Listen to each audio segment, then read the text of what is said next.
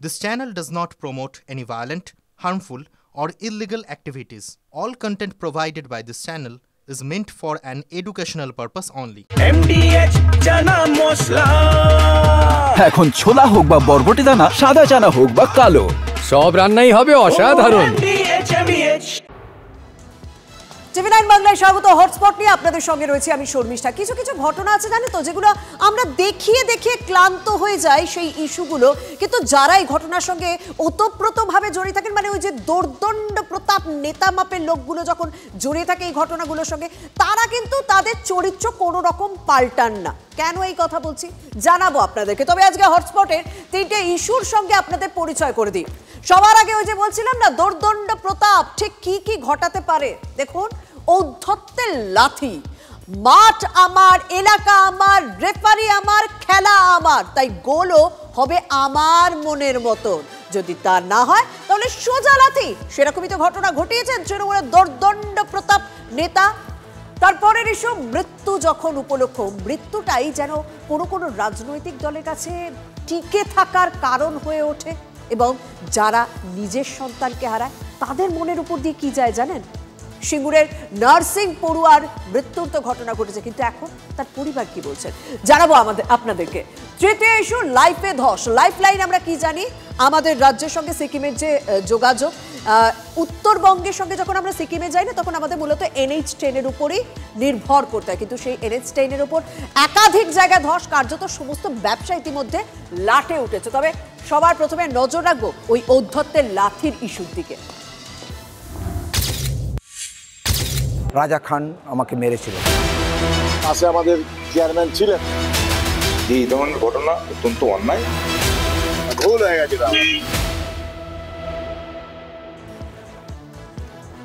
গোল খেয়ে যত গোলমাল, নিজের ক্লাব কেন গোল খাবে এবং সেটা কেন দিয়ে দেবেন রেফারি, তা তো হয় না। অতএব দল বল নিয়ে মাঠে নেমে পড়লেন মেদিনীপুর পুরসভার চেয়ারম্যানের ভাইপো। আর তারপর ভাইপোর গুন্ডামি দেখবেন নাকি, দেখুন।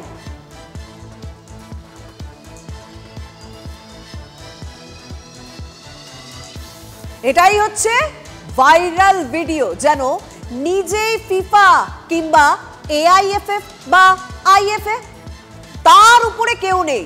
যা বলবেন, মানে এই ব্যক্তি যা বলবেন সেটাই হবে আইন, মাঠের আইন। আসলে উনি তো রাজা, এলাকারও রাজা, আবার একটা পরিচয় রয়েছে তার। তৃণমূল শাসিত পুরসভার চেয়ারম্যান সৌমেন খানের ভাইপো রাজা খান, মেদিনীপুরের দাপুটে তৃণমূল নেতা। রাজার দাদু দিদার স্মৃতিতেই কিন্তু এই ফুটবল টুর্নামেন্ট হয়েছিল, যার আয়োজক ওল্ড প্রদীপ সংঘ। আর এই ক্লাবের আবার সম্পাদকও এই রাজা খান। আর সবই যেন তার গাজোয়ারি একেবারে রাজত্ব। ডিসিশন দিয়েছি, গোল হয়েছে। শেষমেশ দুটো টিমেই রাজা খানের 1 আর এগেন্সে 1, এইভাবে খেলা করতে গিয়ে ডিসিশন নেওয়ার সাথে সাথে আমার মাঝ মাঠে আমাকে পা দিয়ে লাথি মারা এবং হাত দিয়ে রাজা খান আমাকে মেরেছিল। আমি খুব আতঙ্কে সেদিন, কিন্তু আমি ঘরে, হয়তো রাজা খানের টিম যদি হেরে যেত, সে হয়তো আমি ঘরে ফিরতে পারতাম না। স্থানীয়রা বলছেন আরও আছে, ভিডিওতে যেটা দেখা যায়নি সেটা কি বলুন তো, বিপক্ষ দলের ফুটবলার এবং দর্শকদেরও মারধর করেন এই গুণধর নেতা রাজা। 16ই আগস্ট মানে আজ আমরা জানি রাজ্য জুড়ে খেলা হবে দিবস পালন হলো, আর তার আগে 15ই আগস্টই বড় খেলা খেলে দিল এই রাজা খান। আর সেটা কোথায় হলো? মেদিনীপুরের চার্চ স্কুল মাঠে। চার্চের মাঠে খেলা দেখতে গেছিলাম, তো বুঝতে পারিনি তখন, মানে রাজা খান ওই একটা রেফারিকে প্রচুর মারছিল। আমরা দেখতে গেছিলাম, দিয়ে এসে করে আমাকেও মানে বুঝলো শুনে আচমকা মারধর করেছে। এগুলোই গলা টিপে রেখেছে 4-5 জন মিলে। রাজা খানের মতো ছেলে যে ওই ওল্ড প্রদীপ সংঘের সঙ্গে দীর্ঘদিন ধরে সংগঠনের পদে আছে, সে তার কখনোই উচিত হয়নি খেলার মাঠে রেফারির বিরুদ্ধে এইভাবে ক্ষোভ প্রকাশ করা। যাকে এভাবে তলপেটে লাথি মারলেন তিনি আদিবাসী সমাজের এক প্রতিনিধি লক্ষণ মান্ডি। রাজা খানের ক্লাবের আবেদনে এই ব্যক্তিকে কিন্তু রেফারি হিসেবে নিয়োগ করা হয়েছিল, মানে আবেদনের ভিত্তিতে এই ব্যক্তির নিয়োগ হয়েছে রেফারি হিসেবে। তবুও এভাবে মাঠে নেমে মস্তানি করলেন কেন এই তৃণমূল নেতা? বিভিন্ন এলাকায় আমি রেফারি পরিচালনা করি। আমি একজন আদিবাসী সম্প্রদায়ের রেফারি। আমাকে এইভাবে হেনস্থা। যদি এরকম ঘটনা ঘটে থাকে অত্যন্ত নিন্দনীয়, আমরা বলবো তাকে ভুল স্বীকার করে ক্ষমা চেয়ে নিতে, যদি মাঠে রেফারি এটা করে থাকে। মাঠে কি হয়েছে এটা একটা ক্লাবের ব্যাপার, এখানে পার্টি বা আমাদের পৌরসভা বা আমাদের দলের সাথে কোনো সম্পর্ক নেই। দেখো, যখন কোনো এই ঘটনা ঘটে আমরা গভীরে না গিয়ে ছাড়ি না, মানে স্থানীয়দের সঙ্গে জানেন তো আমাদের কথা হয়েছে, তারা কি বলছেন বলুন তো। রাজা খানের ক্লাব অস্মিত একাডেমির সঙ্গে খেলা চলছিল কামারপাড়া যুব সংঘর। প্রথমে 1 গোলে এগিয়েছিল রাজার ক্লাব, তারপর কামারপাড়া গোল করে সমতায় ফেরে। আর ম্যাচের প্রথমার্ধের ঠিক আগে কামারপাড়া ক্লাব ফের গোল করতেই রেফারির দিকে এভাবেই তেড়ে গিয়েছিলেন রাজা। আসলে তিনি তো পুরসভার চেয়ারম্যানের ভাইপো, তিনিই তো রাজা। নেতাকে কি সাফাই দিচ্ছেন জানেন স্থানীয় বিধায়ক? মানে এই রাজার ভয় কিন্তু অনেকের মনেই রয়েছে, তাই অনেকে সোজাসুজি পুলিশি পদক্ষেপের কথা বলছে না। কি বলছেন শুনুন তো একবার। যে স্পোর্টসম্যান স্পিরিট ধরে না রাখতে পারা, এটা এক ধরনের এখনকার দিনের মানুষের কোথাও একটা খুব অল্প সময়ে বা একটা স্বল্প সিদ্ধান্তে ধৈর্যের কোথাও একটা ধৈর্যচ্যুতি ঘটছে বলেই এই ধরনের ঘটনা ঘটছে। আমি বলবো যে এই ধরনের ঘটনা অত্যন্ত অন্যায়, যে এই ধরনের ঘটনা করেছে তার ভুল স্বীকার করে নেওয়া হচ্ছে।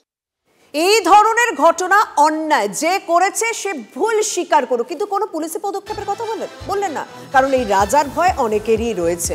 বিধায়কের যেমন বলা তেমন কাজ, ধরা পড়তেই দেখুন দাপুটে রাজা কেমন ভিজে বেড়াল হয়ে গেল, ভুলও স্বীকার করে নিলেন। দেখুন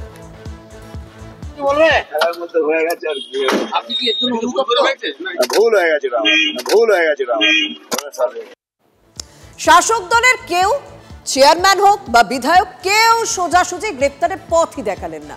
তাই তার বিরুদ্ধে কি নিয়ম মেনে ব্যবস্থা নেওয়া হলো? মানে এই রাজা খানকে লোক দেখানো গ্রেপ্তারি করা হলো না তো? শুনুন। কি পোয়া কেস দেওয়া হয়েছে? না, পোয়া নেই, এতে 307 এগুলোই রয়েছে। মোট কতগুলো ধারা দেওয়া হয়েছে? কটা 4-5টা ধারা রয়েছে। না, কোনো শক্ত ধারা দেওয়া হয়নি, কিন্তু তপশিলি জাতি উপজাতি অত্যাচার প্রতিরোধ আইনের কোনো ধারা দেওয়া হয়নি। কারণ বলা হচ্ছে যে যেহেতু SC STর মধ্যে মারধর করা হয়েছে, তাই এই আইনটা সেক্ষেত্রে খাটে না। এক লাথিতেই তৃণমূলের জালে বোধহয় জড়িয়ে গিয়েছেন এই রাজা। তার এই আত্মঘাতী গোল কি কোথাও শাসক দলকে আরো বেকায়দায় ফেলে দিচ্ছে? নোংরা ঘটনা, কুৎসিত ঘটনা, খারাপ ঘটনা, ব্যবস্থা নেবে। কিন্তু শুভেন্দু অধিকারীকে দাবি করছে তৃণমূল বলছে খেলা হবে, গোল না করতে পারলে পুরোপুরিকে পেটাবে। কোন তৃণমূল নেতার ভাইপো যদি অন্যায় করে থাকে তার দায় তৃণমূলের। যেরকম নির্বাচন কমিশনের দিকে আক্রমণ করছে, তো কোনোটা তো বাকি নেই, রেফারি বাকি ছিল, ওগুলো লাথি মেরে দিল।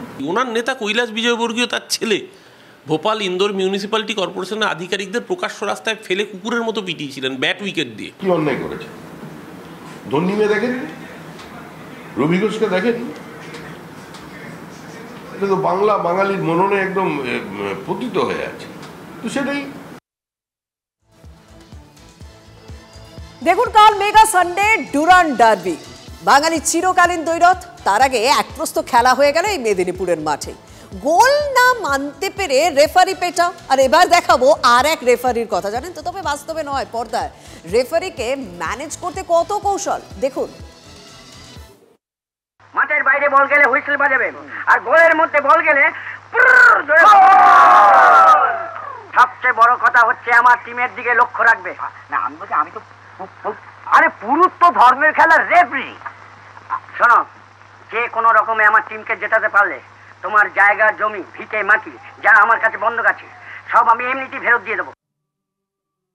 দেখলেন তো কিভাবে গায়ের পুরুত মশাই রেফারি হয়ে গেলেন। কিন্তু সেই সময় জানি তো, যেটা ছিল পুরোপুরি ফুটবলের প্রতি ভালোবাসা ছিল, এরকম অসম্মান ছিল না।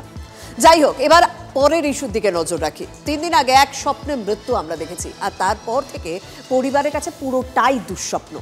নন্দীগ্রামের মেয়ে সিঙ্গুরে নার্সিংয়ের ট্রেনিং নিতে এসেছিল, কিন্তু তার জীবনদীপ চিরতরে নিভে গেল। আর তারপর কি দেখলো গোটা বাংলা?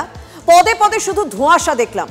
পুলিশের পদক্ষেপে একটার পর একটা প্রশ্ন তৈরি হলো। দেহ নিয়ে দখলদারির লড়াই আমরা দেখেছি, আর সবশেষে কেন্দ্রীয় হাসপাতালে ময়না তদন্ত হলো। এ তো গেল গল্পের শেষের অংশ। শুরু থেকে কিন্তু অজস্র যদি রয়েছে, কিন্তু রয়েছে এই নন্দীগ্রামের মেয়ের রহস্য মৃত্যু ঘিরে। আর সেটা এবার একটুখানি আপনাদের বলি কোন কোন প্রশ্ন রয়েছে। কেন সিঙ্গুরের নার্সিং হোমে প্রথমে অভিভাবকদের বাধা দেওয়া হয়? যখন এই মৃত্যুর ঘটনা ঘটে, তাদের অভিভাবকদের জানানো হয় তারা পৌঁছে গিয়েছিলেন, কেন সেই নার্সিংহোমে তাদেরকে ঢুকতে দেওয়া হয়নি? পুলিশ কিন্তু নিয়ে যায়নি, দেহ হাসপাতালে নিয়ে গিয়েছিল নার্সিং হোম কর্তৃপক্ষ। কেন নিয়ে যাওয়া হয়েছিল?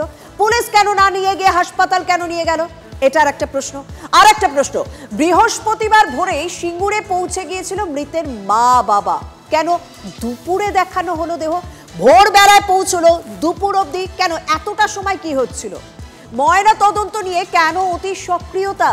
কিছু কি লুকোনোর চেষ্টা হয়েছিল? এই সমস্ত অভিযোগ কিন্তু করছেন মৃতের পরিবারের সদস্যরা। পুলিশ কখন এলো? জানিয়েছিল এখান থেকে আগে, মানে এইসব ঘটনা হয়েছে জানিয়েছিল, ঠিক আছে, এসেছিল, মানে হসপিটালে সিঙ্গুর হসপিটালে নিয়ে গিয়েছিল, তারপরে পুলিশ এসেছিল এখানে। আর এই মৃত্যু ঘিরে শুরু থেকে পুলিশের ভূমিকায় অনাস্থা দেখিয়েছে মৃতের পরিবার। আরও একটা তদন্তে ফের উঠে এসেছে সিবিআই এর দাবি। পরিবারের দাবি মতো নদিয়ার কল্যাণী এইমস হাসপাতালে ময়নাতদন্ত হয়। এই মৃত্যুতেও কেন্দ্রীয় সংস্থার তদন্ত চাইছে তার পরিবারের সদস্যরা। আমি যা চেয়েছিলাম আমার কথা মতো সেভাবে ইনভেস্টিগেশন হয়েছে। আমি যেটা চেয়েছিলাম, সিবিআই তদন্ত চাইছি, সিবিআই তদন্ত চাইছি, সিবিআই তদন্ত চাইছি, সিবিআই তদন্ত চাইছি। কেউ কি সঠিক বিচার পেয়েছে রাজ্যের কাছে, রাজ্য পুলিশের কাছে কোনো বিচার পেয়েছে? আমার তো মনে তো পাওনি, তোমরা কেউ পায়নি। তো সেটা হিসেবে আমি বলছি যে আমার সবাই যখন দেখছি রাজ্য পুলিশের কাছে তো কেউ পাচ্ছে না, তো আমি কী করে পাবো? সেটা আমার কী করে ভরসা পেতে পারি? সেটা জেনেই আমি মনে হচ্ছে যে আমার সিবিআই তদন্ত করা উচিত। বছর 24-এর তরুণী, ভাবুন, একগাদা স্বপ্ন নিয়ে সে এসেছিল নার্সিং পড়ুয়া হিসেবে। সে ভেবেছিল যে আমি রোজগার করব, আমি আমার পরিবারকে ভালোভাবে রাখবো, কিন্তু শেষ পর্যন্ত কি হলো? শেষ পর্যন্ত তার জীবনদীপ এভাবেই নিভে গেল এবং যে মৃত্যু ঘিরে একাধিক রহস্য শুরু হলো। এবং সেক্ষেত্রে জানেন তো, তদন্তে অনেকে প্রেমের তত্ত্ব খাড়া করার চেষ্টা করছেন, কারণ ইতিমধ্যে দুজনকে গ্রেপ্তার করা হয়েছে, একজন এই নার্সিংহোমের মালিক আর দ্বিতীয়জন হচ্ছে তার প্রেমিক। তবে এই প্রেমের পন্থা ওই মৃতার পরিবারের সদস্য কিন্তু মানতে চাইছেন না। প্রশাসনটা গেল, গিয়ে আমাদের সঙ্গে কথা বললো যে আপনাদের মেয়ের এফআইআর ছিল, হ্যান ত্যান মুখ। আমরা তো ওটা আমরা কোনোদিনই ভাবিনি বা আছে বলে আমরা কোনোদিন জানিও না। আমার শ্রীরামপুর হসপিটালে বলেছিল যে এইখানেই পোস্টমর্টম হবে, জোর করে নিয়ে চলে এসেছিল। তখনই আমাদের জোর সন্দেহ হয় যে না, তাহলে এর মধ্যে কিছু আছে, আমাদের একটা জায়গা দেখতে হবে। বুধবার মৃত্যু, বৃহস্পতিবার রাজনীতির অভিমুখ হয়ে উঠেছিল সিঙ্গুর, আর তার পরের দিন শ্রীরামপুরের ওয়ালস, কলকাতা মেডিকেল কলেজ, আর শনিবার কল্যাণীর এইমস। আবারও সিবিআই, আবারও বিড়ম্বনা শাসক দলের কাছে। যে দাবি জানাচ্ছে তার মানে তারা প্রশাসনের উপর ভরসা করছে না, সেই জন্যই দাবি চাইছে। সিবিআই তদন্ত হোক না, অসুবিধা কি আছে? যদি সিবিআই তদন্তই সমাধান হয়, অভয়ের ক্ষেত্রে তো সিবিআই তদন্ত হয়েছিল। কারণ সবকিছুর মধ্যে একটা সন্দেহের পরিবেশ তৈরি হয়ে সরকার লুকোনোর চেষ্টা করছে।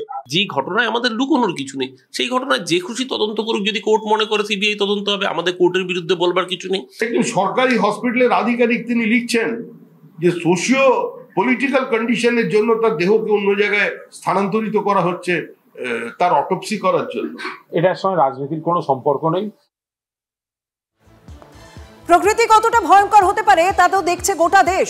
দেশের উত্তর অংশের একটা বড় জায়গা এই মুহূর্তে বিপর্যয়ের কবলে, আর আমাদের বাংলার উত্তর, সেখানেও তো ভয়ঙ্কর এই মুহূর্তে প্রকৃতি। NH10 বাংলা সিকিমের লাইফলাইন লাগাতার ধসে টানা 5 থেকে 6 দিন পুরো বন্ধ রয়েছে। এবার বিগ বলে দেখাবো ঠিক কোন জায়গার কতটা খারাপ অবস্থা। আমি একটুখানি বিগ বলে প্লে করতে বলবো। দেখুন, আমরা 4টে থেকে 5টা জায়গা আমরা বেশিভাবে প্রমিনেন্ট করে দিয়েছি, যের মধ্যে 3টে জায়গায় সব থেকে খারাপ অবস্থা। দেখুন, যদি এটা আমরা বাংলা থেকে সিকিম যাই না, তাহলে আমাদের এই রাস্তার উপর দিয়ে যেতে হবে। তিস্তা বাজার 29 মাইল, সেতিঝোড়া 18 মাইল, সেবক। আমি বাংলা থেকে যদি যাই, ওয়েস্ট বেঙ্গল ফরেস্ট থেকে যদি আমি যাই, তাহলে হচ্ছে সেবক 18 মাইল, সেতিঝোড়া 29 মাইল, তিস্তা বাজার। এই 4টে জায়গা, তার মধ্যে এখনো পর্যন্ত এই 3টে জায়গা 29 মাইল, সেতিঝোড়া 18 মাইল, এই 3টে জায়গায় ধসে সব থেকে বেশি ক্ষতিগ্রস্ত এবং 3টে জায়গার রাস্তা কিন্তু বন্ধ। আর সেতিঝোড়া বহুদিন ধরেই কিন্তু একের পর এক ক্ষতি হয়েই যাচ্ছে। সেখান থেকে আজ লাইভ কিন্তু আমাদের সহকর্মীর ক্যামেরাতেই ধরা পড়েছে ধসের ছবি, সেটা আগে একটু দেখে নিই। পাহাড়ের মাটি আর ধরে রাখা যাচ্ছে না।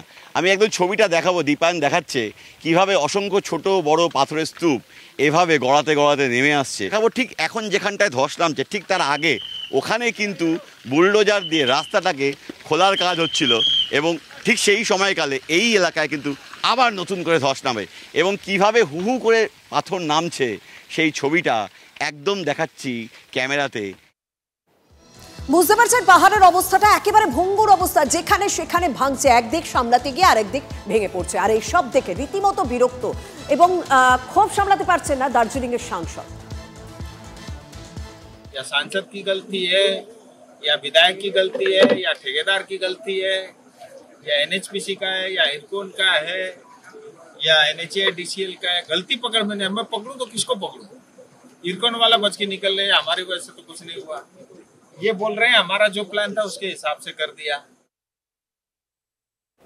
আর রাস্তার যখন এই অবস্থা, ভ্রমণ পিপাসু বাঙালির অবস্থা কিন্তু সত্যি সিকিমে সামনের পুজোয় তারা যেতে পারছে না, এটা বলতে পারি। এবং এতদিন ধরে যেহেতু এই রাস্তাটা একেবারে ক্ষতিগ্রস্ত এবং শর্টে যাওয়া যায় না এই রাস্তাটা, স্বাভাবিকভাবে সেখানকার পর্যটন ব্যবসা, সেখানকার হোটেল ব্যবসা কিন্তু রীতিমতো খারাপ অবস্থা, তারা যথেষ্ট চাপের মধ্যে পড়েছেন। কোথাও যেন মনে হচ্ছে যে টিকিট ট্রেনে ফুল হয়ে আছে, সবকিছু হয়ে আছে, কিন্তু মানুষ কেন জানি কোনো ইনকোয়ারি লেভেলটা আমাদের খুবই পুরো। তো সেই কারণে কেন জানি মনে হচ্ছে যে মানুষ বোধহয় কোথায় দ্বিধাভক্ত হয়ে আছে যে তাহারা পাহাড়ে আসবে যদি রাস্তার এই কন্ডিশন থাকে। তাই সেই মানুষের মধ্যে এই দ্বিধা কাটাতে রাজ্য সরকার এবং কেন্দ্র সরকার উভয়কেই দৃঢ়ভাবে সমন্বয় রেখে এই সমস্যার সমাধান করতে হবে। বিদ্যাসাগর সিস্টার নিবেদিতার পর এবার মমতা বন্দ্যোপাধ্যায়কে মাতঙ্গিনী হাজরার সঙ্গে তুলনা করলেন আব্দুর রহিম বক্সি, মালদা তৃণমূল জেলা সভাপতি। এই মির্জাফররা আজকে ভারতবর্ষে বসে আছেন, আজকে মির্জাফর, বিজেপি নামক মির্জাফর আজকে রাজ্যের বিরোধী দলের নেতা, আজকে বিজেপির এমপি এমএলএরা, আজকে দেশের প্রধানমন্ত্রী, তারা মির্জাফরের মতো আর একটা রবার্ট ক্লাইভকে ভারতবর্ষের বুকে ঢুকিয়ে আজকে নতুন করে ভারতবর্ষটাকে আরেকবার পরাধীন করে দেবার চক্রান্ত করছেন বন্ধু। আমরা রক্তের বিনিময়ে দেশ পেয়েছিলাম, সেই দেশের স্বাধীনতা আজ বিভিন্ন। আমরা রক্ত দিব না, আমরা রক্ত নিয়ে নিতে চাই, রক্ত নিয়ে স্বাধীনতা করব ভারতবর্ষটাকে। মাতঙ্গিনী হাজরা আজকে নেই, এক নতুন মাতঙ্গিনী হাজরার জন্ম হয়েছে পশ্চিমবঙ্গের বুকে, নাম তারা মমতা ব্যানার্জি। সে মমতা ব্যানার্জির নেতৃত্বে বাঙালিরা আমরা আরেকবার লড়তে চাই। আরে কম দে কিন্তু খাঁটি দে, MDH কাশ্মীরি লাল লঙ্কার গুঁড়ো। MDH